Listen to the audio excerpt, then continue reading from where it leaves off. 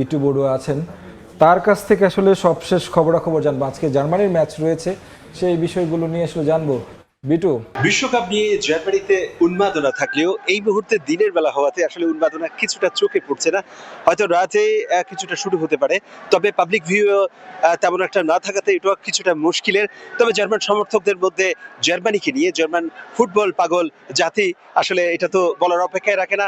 অনেকেই আজকে প্রেডিকশন দিচ্ছেন, বিশেষ করে তারা বলছেন যে আসলে জার্মানি আজকে 2-1 কিংবা 3-1 গোলে আইভরি কোস্টের বিরুদ্ধে জিততে পারে। কিন্তু প্রেডিকশন যতটা দেয়াটা সহজ, ততটা ম্যাচ কিন্তু সহজ হবে বলে মনে হচ্ছে না। জুলিয়ান নাগলসম্যানের শিষ্যরা কিন্তু প্রস্তুত রয়েছেন আজকে কানাডার টরন্টোতে দুর্দান্ত একটি ম্যাচ উপহার দিবে। কিন্তু বলা হচ্ছে যেখান থেকে ম্যাচ উপহার দেওয়ার কথা সেখানে কিন্তু কোনোভাবে আসলে কোনো কিছুই করা যাবে কিনা সন্দেহ। কারণ হচ্ছে খেলার এই মুহূর্তে খেলার এই মুহূর্তে অনেক কিছুটা আসলে মানে খেলার মুহূর্তটা যদি আমরা আগে থেকে আজ করি তাহলে বোঝা যাবে আসলে কতটা কঠিন একটি ম্যাচ হতে যাচ্ছে। কারণ 2024 সালে আফ্রিকান নেশনস কাপ জিতেছে আইভরি কোস্ট। তাদের দলে যেসব খেলোয়াড় রয়েছে, বিশেষ করে ডিয়ালো, ওয়াহি, ফ্রাঙ্ক কেসি এবং সেখানে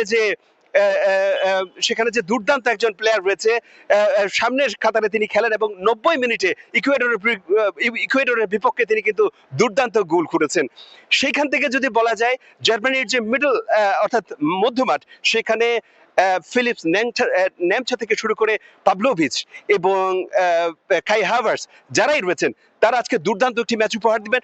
তবে গতি, ক্ষিপ্রতা এবং ইন্ডিভিজুয়াল অর্থাৎ ব্যক্তিগত পারফরমেন্সের উপর বেস করে আজকে জার্মানি ফুটবল খেলবে, এমনটাই আশা করছেন জার্মান সমর্থকরা। তো এই ছিল জার্মানি থেকে বিশ্বকাপ নিয়ে এখানকার যে সমর্থকদের প্রত্যাশা, তার সর্বশেষ।